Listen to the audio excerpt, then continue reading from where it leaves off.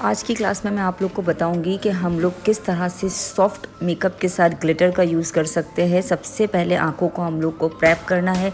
तो आई को प्रेप करने के लिए मैंने सीरम ले लिया है। आप लोग डायरेक्ट जो है ना आई सीरम या आई प्राइमर भी ले सकते हो डायरेक्ट। इसके बाद मैं मेबेलिन का प्राइमर यूज़ कर रही हूँ बहुत लेस अमाउंट में, क्योंकि आँखों की स्किन वैसे ही बहुत सॉफ्ट होती है। तो जितना प्रोडक्ट लेस अमाउंट में होगा ना उतना ही काम अच्छा होता है। अच्छा, अभी एक लोकल मार्केट से मैंने लिया था, मुझे इसका नाम नहीं पता है क्योंकि हट चुका है, और इसके अंदर है ना लाइट ऑरेंज कलर नहीं था। तो मैंने फिर ऑरेंज और स्किन कलर को मिला के जो है ना वो एक नया कलर बनाया ताकि मेरे क्लाइंट की स्किन टोन के साथ वो मैच हो जाए। अगर मैं बहुत डार्क लगा देती तो वो इनको मैच नहीं करता, क्योंकि आप देखो इनकी स्किन का कलर बहुत बहुत अच्छा है। अच्छा, इसके बाद मैंने जो कंसीलर यूज़ किया ये टार्ट शेप का है। आप लोग कोई भी कंसीलर इसकी जगह यूज़ कर सकते हो, लेकिन थोड़ा सा फेयर कॉम्प्लेक्शन में हो, स्किन टोन से थोड़ा लाइट हो। मतलब अगर 1 या 2 टोन लाइट होगा तो बहुत अच्छा रिजल्ट आएगा।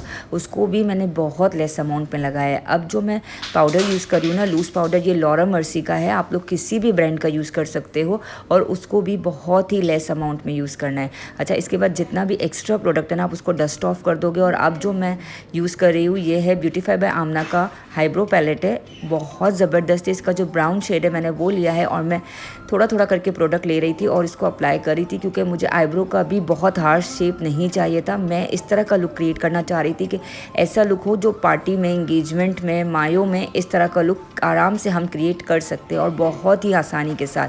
ठीक है। अच्छा, सेंटर से हमेशा लगाना स्टार्ट करेंगे, और इसके बाद जब भी हम फ्रंट पे जाएंगे ना तो जितना भी प्रोडक्ट एक्सेस हमारे ब्रश में है ना हमें उसी से ही ब्लेंडिंग करनी है।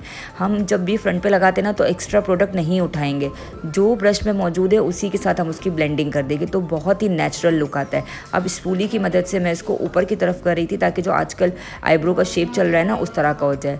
अच्छा, जो पैलेट में यूज़ करी हूँ ये स्वीट टच ब्रांड की है। इसमें से मैंने बिल्कुल सॉफ्ट कलर जो 2 नज़र आ रहे थे ना, इनको दोनों को मिक्स करके थोड़ा थोड़ा लेती गई थी, और इनके जो है ना आउटर कॉर्नर से अंदर की तरफ ले जा रही थी, क्रीज की तरफ। ठीक है, ये देखो मैंने आउटर की तरफ स्टार्ट किया और उसके बाद उसको लेके जा रही हूँ और सर्कुलर मोशन में पूरा प्रोडक्ट अप्लाई कर रही हूँ। आप याद रखो कि एक तो आपको ब्रश को मिडिल से पकड़ना है, और सर्कुलर मोशन में जिस तरह से आप लगाओगे ना आपकी ब्लेंडिंग इतनी अच्छी और इतनी आसान हो जाएगी। आज मैंने थोड़ा सा कैमरे का व्यू चेंज किया ताकि आपको क्लियरली समझा सकूँ कि हमें आँखों में किस तरह से ब्लेंडिंग करनी है। एक तो ब्रश को थोड़ा दूर से पकड़ना है, और दूसरा थोड़ा थोड़ा प्रोडक्ट लेना है। जितना लेस प्रोडक्ट ले लेके अप्लाई करोगे ना उतनी ब्लेंडिंग अच्छी होगी। अगर आप लोग ब्रश में बहुत सारा प्रोडक्ट एक साथ ले लोगे और ब्रश को करीब से पकड़ोगे ना तो आपका बिल्कुल भी ब्लेंडिंग अच्छी नहीं होगी। अब इसके बाद मैं थोड़ा सा आउटर कॉर्नर को डार्क करने के लिए इसी पैलेट में से इसी फैमिली का एक डार्क कलर ले रही हूँ, और उसको अगेन मैंने आउटर कॉर्नर पे थोड़ा सा अंदर की तरफ लगाया है, और फिर उसको भी क्रीज लाइन की तरफ ले जा रही हूँ। इससे आप देखो मेरा आउटर कॉर्नर थोड़ा हैवी लग रहा है और मेरी क्रीज लाइन में डेप्थ आ रही है। ठीक है, मतलब मेरे आँखों की कॉन्टोरिंग हो जाएगी, जिससे मेरी आँखें जब खुलेगी ना तो बहुत ज़्यादा खूबसूरत लगेगी।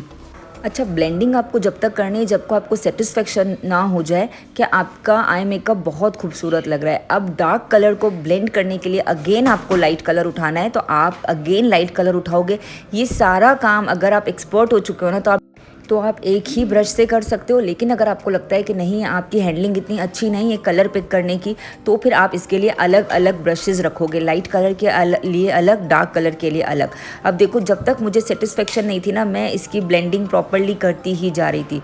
अब मैंने एक फ्लैट ब्रश लिया है छोटा वाला, और उसके ऊपर लिया है ग्रीन कलर। ठीक है, ये वाले ग्रीन कलर को मैं इनकी लिड पर लगाऊंगी, इस तरह का लुक दूंगी कि ऐसा लगे कि कट क्रीज किया हुआ है, जबकि मैं कट क्रीज नहीं बना रही हूँ, लेकिन फिर भी इस तरह का लुक दे रही हूँ बिना कट क्रीज, बिना कुछ भी किए। बहुत आसान तरीके से मैंने ग्रीन कलर लिया और उसको बहुत ही थोड़ा थोड़ा पिक करती जा रही हूँ, और बहुत ही अच्छे शेप के साथ कट क्रीज बना रही हूँ। कोशिश करनी है कि जो कलर है ना हमारे लिड के अंदर अंदर ही रहे, ऊपर ना जाए, क्योंकि जो लिड वाला पार्ट है ना, अगर आप लोगों ने मेरे आई के शेप्स की वीडियो नहीं देखी ना, आई की फीचर्स की, सॉरी, तो वो आप लोग जाके पहले देख लो ताकि आपको समझ आ जाए कि किस शेप को किस जगह को क्या कहते हैं। अब ये जो जहाँ पर मैं कलर लगा रही हूँ ना ये आई लिड कहलाता है। ठीक है, और कोशिश करनी है कि ग्रीन कलर आपको इसके अंदर अंदर ही लगाना है। आप जितना अंदर अंदर काम करोगे ना आपकी कलर में, एप्लीकेशन में, आपके आँखों के मेकअप में इतनी ही फिनिशिंग आएगी।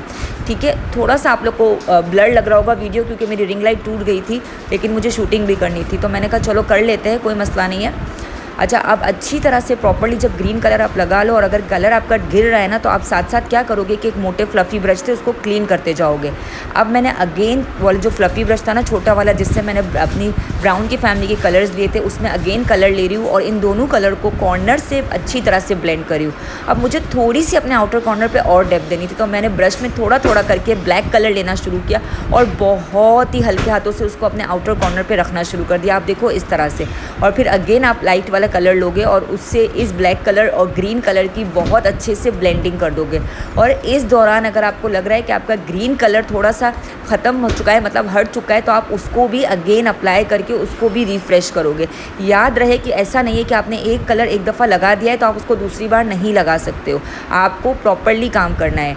अब मैंने जो पैलेट यूज़ किया है ये मिस रोज़ का पैलेट है और ये प्रेस ग्लिटर है, जिस पे आपको कोई भी सीलर की नीड नहीं होती, आप फिंगर में लेते जाओगे। मैंने इसका डल गोल्ड कलर लिया था और इसको हल्के हल्के हाथों से उठा के अपने आई लिड पे जहाँ मैंने ग्रीन कलर लगाया था ना वहाँ पे लगा दिया और अगेन ब्रश की मदद से इस कलर को भी साथ में कॉर्नर को ब्लेंड कर दिया।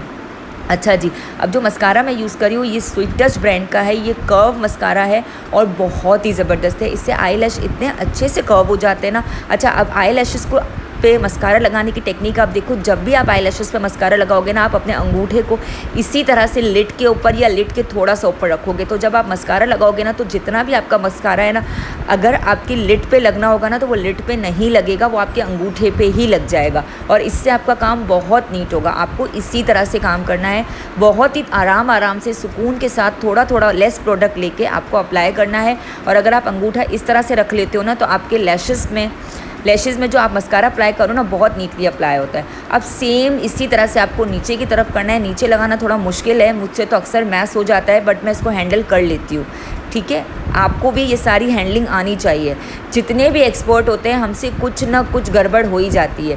अच्छा, अब जो है ना, मैंने लैशेज़ लिए, लैशेज़ के ऊपर मैंने स्वीट टच ब्रांड का ही ग्लू लगाया है और उसको थोड़ी देर के लिए कुछ सेकंड्स के लिए छोड़ दिया था और फिर आंखों के ऊपर रख के क्लाइंट से मैंने अपनी कहा कि आप आंखें बंद कर दें। मेरी क्लाइंट तो नहीं थी, मेरी मॉडल थी। अब आप देखो लैशेज़ बिल्कुल ड्राई हो चुकी और बहुत ज़बरदस्त लग रही थी। इसके बाद जो पैलेट मैं यूज़ कर रही हूँ ये एनास्तासिया का पैलेट है, ये हाईलाइटर पैलेट है। इसमें थोड़ा सा मैंने फ्लैट ब्रश में हाइलाइटर लिया है और उसको मैं अपने ब्रो बोन पे लगा रही हूँ। अच्छा, ब्रो बोन पे लगा के इसको छोड़ना नहीं है। याद रहे कि हमें हर चीज़ को प्रॉपर्ली ब्लेंड करना है। अब मैं अगेन छोटा सा फ्लफ़ी ब्रश ले रही हूँ और उससे दोनों कलर, मतलब जो मेरा क्रीज़ लाइन पे कलर था वो और जो मेरा हाइलाइटर वाला कलर था उसको अच्छी तरह से ब्लेंड करूँगी। लेकिन अगर ब्रश की मदद से मुझे सेटिस्फेक्शन नहीं हो रही है तो फिर मैं उसको फिंगर से भी कर सकती हूँ। आपको जैसी भी ब्लेंडिंग आसान लगती है आप बिल्कुल वैसे कर सकते हो। अच्छा, आईलाइनर मैंने क्रिस्टीन कंपनी का यूज़ किया और ये जो ब्रश मैं जिस ब्रांड का यूज़ करी हूँ ये बॉबी ब्राउन का ब्रश है और बहुत ही ज़बरदस्त है। बॉबी ब्राउन के सारे ब्रशेज़ बहुत ज़बरदस्त है। आप लोग लेकर स्टार्ट में बिगनर्स हो तो आप इससे काम कर सकते हो। मेरे पास जितने भी प्रोडक्ट्स हैं आहिस्ते आहिस्ते आप लोग के साथ वो सारे शो करूँगी, क्योंकि मैं बहुत बजट फ्रेंडली प्रोडक्ट के साथ काम करती हूँ।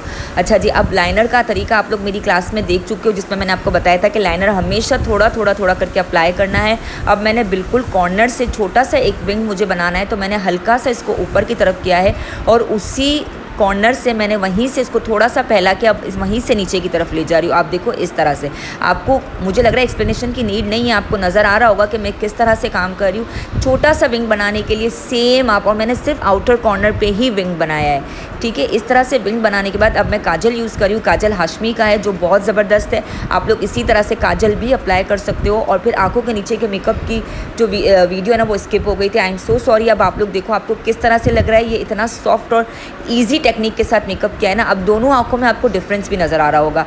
अल्लाह हाफ़िज़।